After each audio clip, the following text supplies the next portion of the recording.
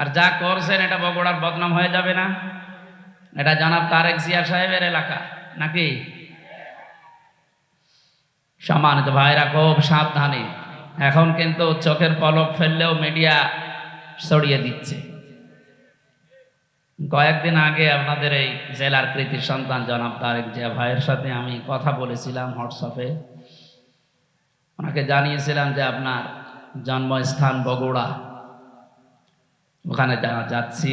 দোয়া চেয়েছেন, আমিও দোয়া করছি আল্লাহ রাব্বুল আলামিন তাকে সহি সালামতে আমাদের এই দেশে যেন আবার ফিরিয়ে আনে।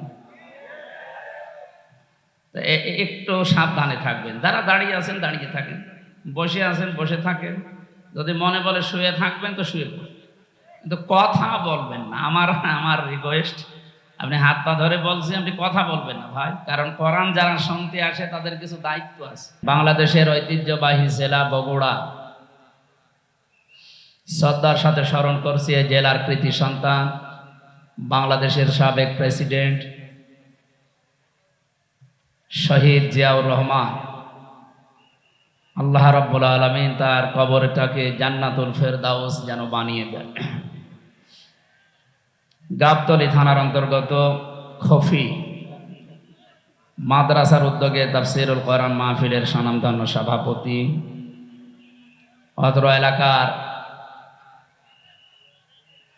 স্বনামধন্য ব্যক্তিত্ব জনাব আলহাজ মাকসুদুর রহমান বিপ্লব,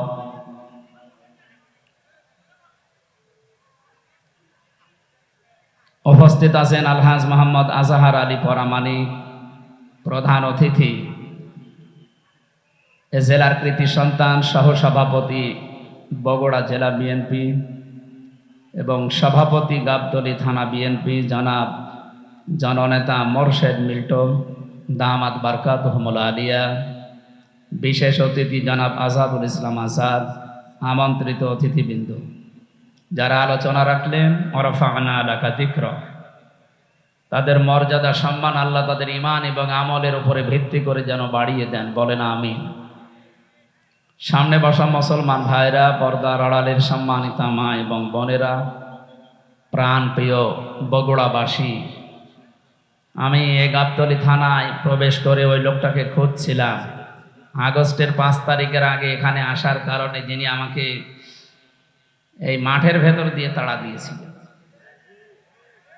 আমি প্রায় 1-1.5-2 কিলোমিটার শুধু দৌড়িয়েছি। আমি ওই ওসি সাহেবকে খুঁজছি, কি যেন নাম ওর, আবুল কালাম। উনি যে কোথায় আছে, আমি বহু জায়গায় খোঁজ লাগিয়েছি, লোকটাকে পাচ্ছি না। মনে হয় কোন গর্তে যে লুকিয়েছে। আপনার যদি এত ক্ষমতা, উনি বলেছিল যদি হামজার সাহস থাকে তাহলে থানায় এসে আমার সাথে দেখা করবে। ওই সময় আমার পরিবেশ ছিল না। এখন আমি ওপেন বলছি, ওর কানে যদি এটা যায়, সে যেন অন্তত আমার সাথে দেখা করে।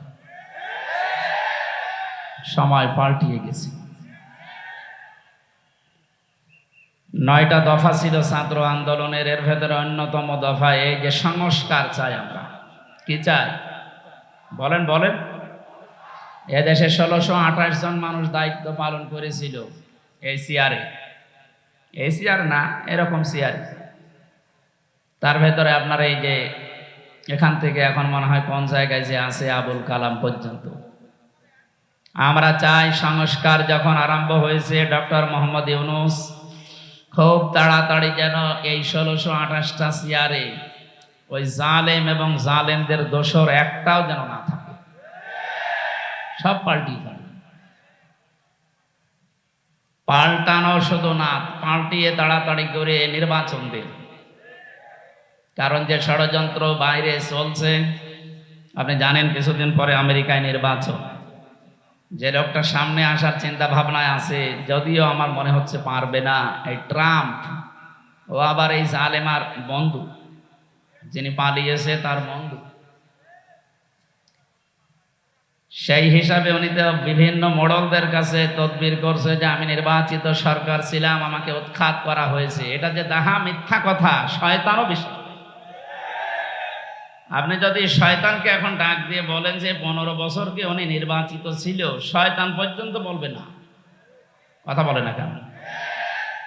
কুকুরকে যদি জিজ্ঞাসা করেন যে দেখো বলো এই যে 15.5 বছর দায়িত্বে ছিল ও কি নির্বাচিত, কুকুর ঘোড়ার মতো হাসবে, বলবে এ কি বলে, এ একটা কথা হলো।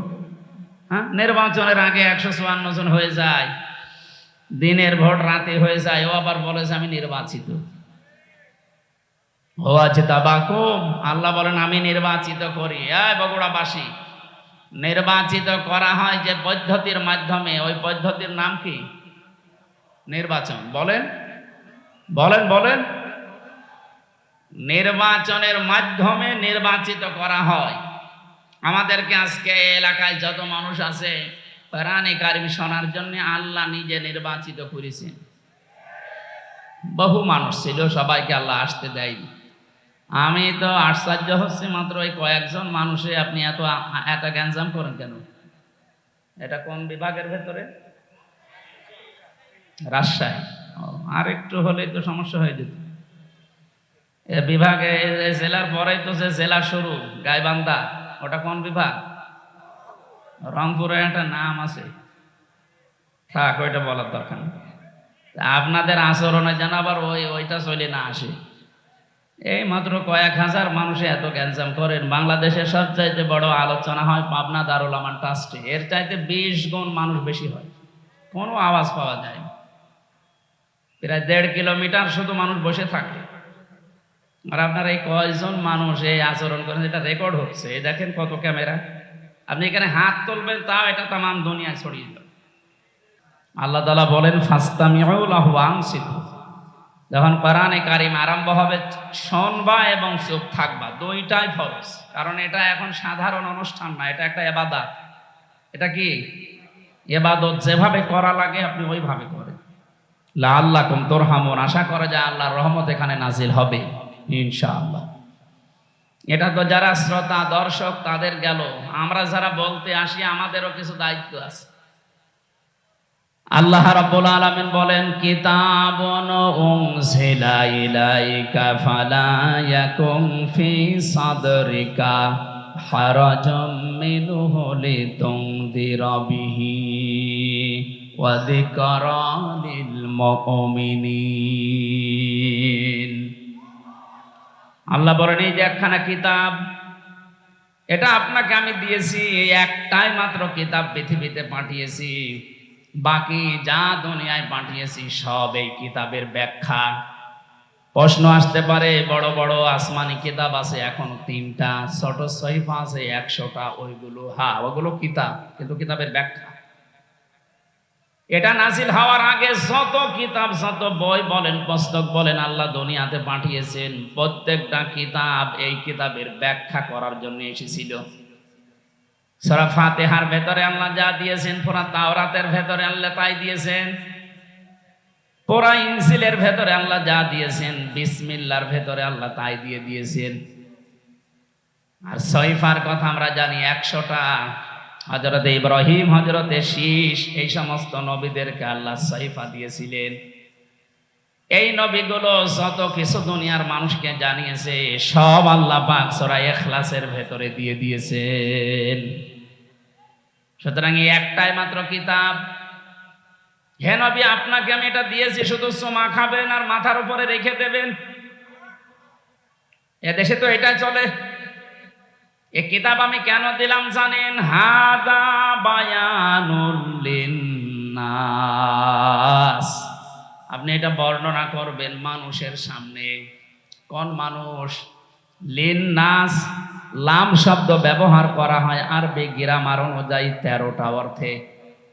এখানে 9 নাম্বার অর্থে লেখা আছে লাম ব্যবহার করা হয় জীবিত মানুষদের জন্য। কাদের জন্য? এখানে যারা আছেন জীবিত না মরে গেছেন? সুতরাং বর্ণনা আজকে আপনার জন্য। যদিও 15.5 বছরের নিয়মটা অনেকে তুলে দিয়েছিল, কোরআন আপনি পড়বেন, বোঝাবেন, পড়েন বোঝান মরা মানুষকে, জীবিত মানুষদেরকে কোরআন শোনাবে ব্যবস্থা করলে বন্ধ করে দিত।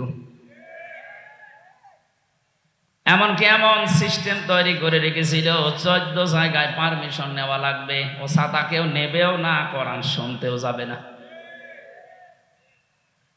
অলিখিত একটা ঘোষণা ছিল, কোরআন যেন মানুষ শুনতে না পারে। এই উপলব্ধিটা ছিল আবু জেহেলের। ১,৫০০ বছর আগেও জেনেছিল যে আমি যে চেয়ারে বসে আছি এটা তো অবৈধ চেয়ার। জনগণ যদি মোহাম্মদুর রাসূলুল্লাহর কণ্ঠে কোরআন শোনে আর কোরআন যেটা বলতে চায় ওটা যদি বুঝে ফেলে, তাহলে আমার যে চেয়ার আছে এই চেয়ার থাকবে না। কথা বলেন না কেন?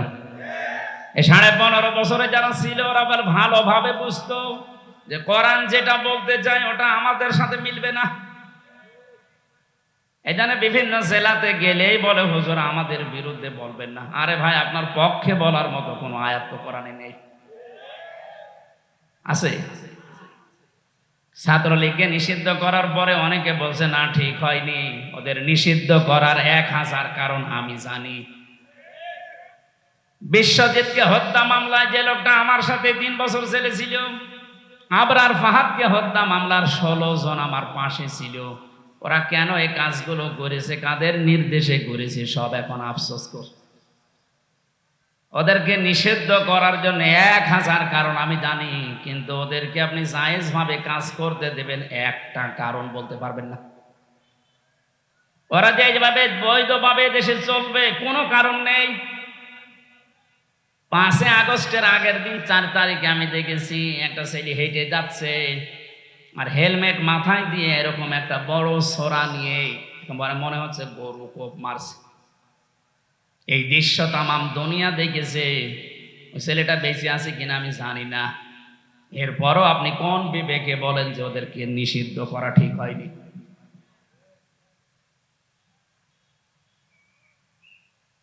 ছয় সালে ২০০৬ সালে অক্টোবরের ২৮ তারিখে যে দৃশ্য ওরা দেখিয়েছে তামাম পৃথিবী হতভম্ব হয়ে গেছে। আমি একবার সিরাজগঞ্জ থেকে যাচ্ছিলাম, ড্রাইভারের পেছনে বসে আছি, দেখি একটা কুকুর পড়ে আছে রাস্তার মাঝে। ড্রাইভার সাহেব কুকুরের উপর দিয়ে না দিয়ে বাম দিয়ে চালিয়ে দিল। গাড়ি একটা ঝিঁকি দিয়ে উঠেছে। জিজ্ঞাসা করলাম আপনি এমন করলেন কেন, এখন উল্টিয়েছে তো গাড়ি।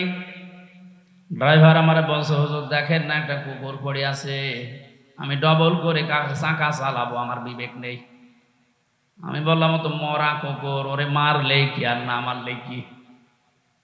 ড্রাইভার আমার দিকে ঘুরে বলছে হুজুর আপনি কি আসলেই হুজুর? হ্যাঁ, আপনি কেমন হুজুর? আপনি দেখেন যে একটা মরা কুকুর পড়ে আছে, যদিও নিকৃষ্ট।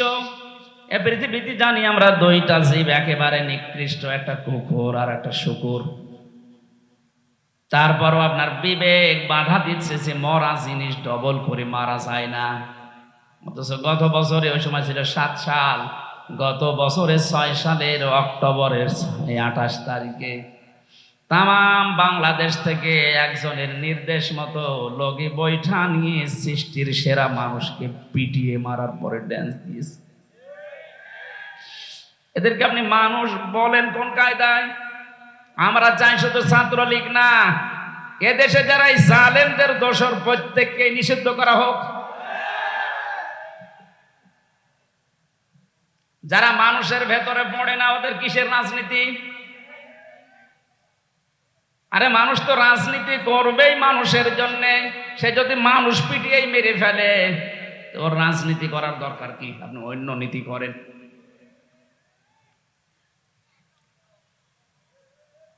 বগুড়াবাসী আমি যেটা বলতে চাই, লিন নাস আল্লাহ দিয়েছেন, লাম ব্যবহার করা হয় জীবিত মানুষদের কারণে। সুতরাং কোরআন শোনানো লাগবে, কোরআন বোঝানো লাগবে জীবিত মানুষকে, না মরা মানুষকে। আমরা এই সিস্টেম পাল্টাতে চাই। মানুষ মারা গেলে দেখা যায় উনি ডাক দিয়েছে ১০ জন হাফেজ মনে কোরআন শরীফ পড়েন, ও মরিয়ে গেছে, পড়ি করবেন কি? ওর জীবনটা যদি কোরআন কেন্দ্রিক চলে তাহলে মরে গেলে পড়া লাগবে না, কোরআন তাকে সুপারিশ করবে। আর জীবন যদি চলে উল্টা পাল্টা, এই যে দরবেশের মতো ৩৬,০০০ কোটি টাকা মারেঙ্কাটি করিস, ওর সামনেও মরে গেলে কোরআন পড়লে ওর আযাব আরো বাড়বে। যখনই আপনি সুদের আয়াত, ঘোষের আয়াত, মানুষের টাকা আত্মসাতের আয়াত আসবে, হাফেজ সাহেব তো পড়িয়েই যাবে। গজবের ফেরেশতারা ওর লাশের চারিদিকে থাকবে, জিজ্ঞাসা করবে বেটা কি পড়ে কোরআন দিয়ে? এটা তোর জীবনে ছিল? তার মানে ছিল না। ফেরেশতারা বলবে যাক আমাদের মনে ছিল না। কথা বলে না কেন? পাগলকে যদি বলা হয় নৌকা নাড়াবি না, ও বলে আমার মনে ছিল না। আপনি ফেরেশতাদেরকে তার স্মরণ করিয়ে দিচ্ছেন যে এই লোকটা টাকা পয়সা আত্মসাৎ করেছে, এরা আপনি পিটান। এই জন্য আমরা চাই এদেশে কিয়ামত পর্যন্ত ৯৬% মুসলমানের দেশে কোরআন শরীফ চলবে, এটা গোপনে না, ওপেনে। বলেন, কেউ যদি বাধা দিতে আসেন তারপর পরিণতি হবে ওই জালেমের মতো। এই জন্য কিতাব একটাই, মরণের পরে মানুষকে যে আমরা সবাই জানি যে প্রশ্ন করা হয় ৩টা না ৪টা প্রশ্ন করা হবে। হ্যাঁ, আপনি আমার সাথে বেশি জানেন না, এটা আমার মনে হয় ঠিক হয়, এটা নামিয়ে দেন। ঘেমে যাচ্ছে। ফ্যান দিয়েছেন কোথায়? উপরে। বগুড়ার লোকের ইয়ে আছে। বগুড়াবাসী প্রথম প্রশ্ন করা হবে মার রব্বুকা অমাদিনুকা। বিশ্বনবীকে সামনে এনে বলা হবে মান হাদার রজুল, এই লোকটা কে ছিল। এই ৩টার জবাব যদি কেউ সঠিকভাবে বলতে পারে, রব্বি আল্লাহ দীনুন আল ইসলাম হাদা নবিয়ুনা মুহাম্মাদুর রাসূলুল্লাহ সাল্লাল্লাহু আলাইহি ওয়াসাল্লাম, সঙ্গে সঙ্গে ফেরেশতারা বলবে আল্লাহর বান্দা এগুলো পেলে কোথায়? ও বগুড়াবাসী, আপনাকে ৪র্থ নম্বরের প্রশ্নে জবাব দেওয়া লাগবে আমি কোরআনে পেয়েছি। কারণ ফেরেশতারা একটা কিতাবই চেনে। আপনি যদি পৃথিবীর কোন বইয়ের নাম বলেন যে মাইকেল জ্যাকসন একটা বই লিখেছি, এই বইয়ে পেয়েছি, দাঁত মুখ যা আছে আরো খুলে ফেলবে। কারণ ফেরেশতারা মাইকেল জ্যাকসন চেনে। কথা বলে না কেন? ৪র্থ প্রশ্ন যেখান থেকে জবাব দেওয়া লাগে তার নাম কোরআন শরীফ। এইটার সাথে যদি আপনার সম্পর্ক না থাকে আপনি জবাব দেবেন কি দিয়ে? তাহলে আমার মূল প্রথম পয়েন্ট ছিল কিতাবুন, একটাই মাত্র কিতাব, উনজিলা ইলাইকা, হে নবী আপনাকে আমি দিলাম। কেন দিয়েছি জানেন? ফালা ইয়াকুন ফি সাদরিকা হারাজুম মিনহু লিতুনযিরা বিহি। এই কোরআন দিয়ে যখন মানুষদেরকে সতর্ক করবেন, আপনার মনের ভেতরে যেন কোনো সংকীর্ণতা কাজ না করে। হারাজনের ব্যাখ্যা আমি ৩৩টা পেয়েছি। হারাজন মানে ভয়, ভীতি, দ্বিধা, দ্বন্দ্ব, সংশয়, সন্দেহ। ৩৩টা অর্থ লেখা আছে তাফসিরে। আপনার মন থেকে এগুলো সব দূর করে কোরআন প্রচার আরম্ভ করবেন। ঘন্টার পরে ঘন্টা কথা বলার দরকার নেই। এ পৃথিবীতে বিশ্ব নবীর মতো এত বড় বক্তা, এত বড় মুফাসসির মাত্র ২৭ মিনিট কথা বলেছিলেন। এই কথাটা নিয়ে কিয়ামত পর্যন্ত মানুষ চিন্তা ভাবনা করছে, এখনো কুল কিনারা পাচ্ছে না। আর আমাদের ২-৫ ঘন্টা চলে যায়, আমাদের কথাই শেষ হয় না। কারণ আমাদের কথার ভেতরে তো কোনো মাল নেই। কথা বলে না কেন? নবীজির এক একটা কথা নিয়ে চিন্তা হচ্ছে, গবেষণা চলছে। বিদায় হজের যে ২৭ মিনিটের ভাষণ, এখনো পর্যন্ত মানুষের কোল কিনারা করতে পারেনি যে কিভাবে নবীজি এত সুন্দর করে সাজালেন। এই জন্য যখন কথা বলা লাগবে কোরআন দিয়ে, তখন নিজের মনে যেন কোনো সংকীর্ণতা, ভয় ভীতি কাজ না করে। আল্লাহ আমাকে ওই পর্যায়ে উঠে কথা বলার তৌফিক দিন, বলেন আমিন। এবার আসেন মাঝখানের শব্দ হারাজনের ব্যাখ্যা। ১ নম্বরে হারাজনের ব্যাখ্যায় পেয়েছি, যখন আপনি কোরআন দিয়ে কথা বলবেন, সামনে যারা বসে আছে এমন মানুষও পাবেন ওরা আন্দাজে না বুঝে মন খারাপ করবে। এরকম আমাদের দেশে নেই? এগুলো আরো বেশি ছিল, এখন একটু কমেছে। আন্দাজে না বুঝে আল্লাহর বক্তব্য মন খারাপ করে, রাগ করে চলে যায়। ২য় নম্বরের ব্যাখ্যায় পেয়েছি, হে নবী আবাহমান কাল থেকে এমন এমন নিয়ম নীতি মানুষ ইসলাম মনে করে পালন করে, যেগুলো আসলে ইসলাম না, বানানো ইসলাম। আপনি যখন কোরআনে কারিমের ব্যাখ্যা করবেন, বিশ্লেষণ শোনাবেন, কোরআন যেহেতু একটা আলো, কোরআন কি বলেন বলেন, কোরআনের বাইরে যা আছে সব অন্ধকার। আর পৃথিবীতে তিনটা প্রাণী আছে দেখবেন, ওরা অন্ধকার ভালোবাসে, আলোতে থাকতে চায় না। একটা পেঁচা, বাদুর আর চামচিকা। না, বগুড়ায় নেই। এরা দিনের আলোতে বের হয় না, রাতের আধার যখন বেশি হয়, অন্ধকার হয় বেশি, তখন বের হয়। বের হয়ে স্থির থাকে না, মানুষের ফসল নষ্ট করে। একলা বসে না, বিভিন্ন জিনিসে হানা দিয়ে ওগুলো নষ্ট করে ফেলে। এই জন্য ওদের নামও দেখেন এরকম ডিজিটাল নাম, পেঁচা, বাদুর, চামচিকা। নাম শুনলেই মনে হচ্ছে চেহারা মনে হয় একেবারে ঐশ্বরিয়া রায় হবে। পেঁচা নাম শুনলেই মনে হচ্ছে না চেহারা কেমন হবে। হ্যাঁ, কেউ যদি পেঁচা একবার দেখে, ওকে আর একবার দেখতে মন চাবে।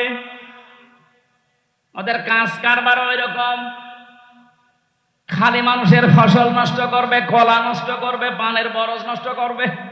দিনের আলো, সূর্যের আলো ওদের ভালো লাগে না, এই জন্য রাতের আধার ওরা বেছে নেয়, ক্ষতি করে মানুষের।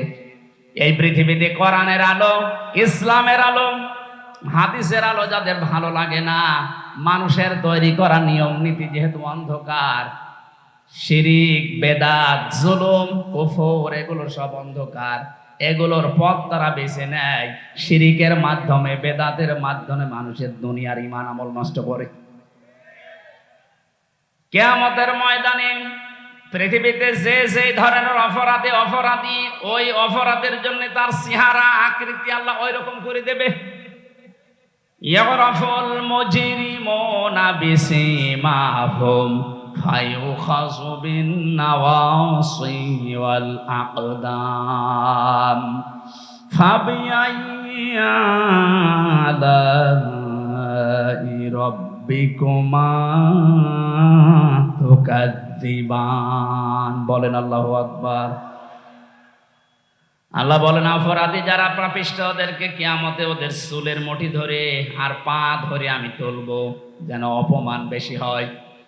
আমরা ছোট ছোট বাচ্চাদেরকে দেখি, যখন দোল দেওয়া হয়, দোল না যার গরিব মানুষ নেই, মার বাবা কেউ হাত ধরে দুইজন, কেউ পা ধরে দুইজন, এভাবে দোল দেয়। দোলে দোলে বলে না। কিয়ামতে ফেরেশতারা এই পাপিষ্ঠ মুজরিম যারা, যে সেই ধরনের অপরাধী, ওর চেহারার ভেতরে আল্লাহ এটা ফুটিয়ে তুলবে। ওই চেহারা নিয়ে কেউ হাত ধরবে, চুল ধরবে, কেউ পা ধরবে, এভাবে দোলে দোলে এক দোলে দেবে জাহান্নামের মাঝে।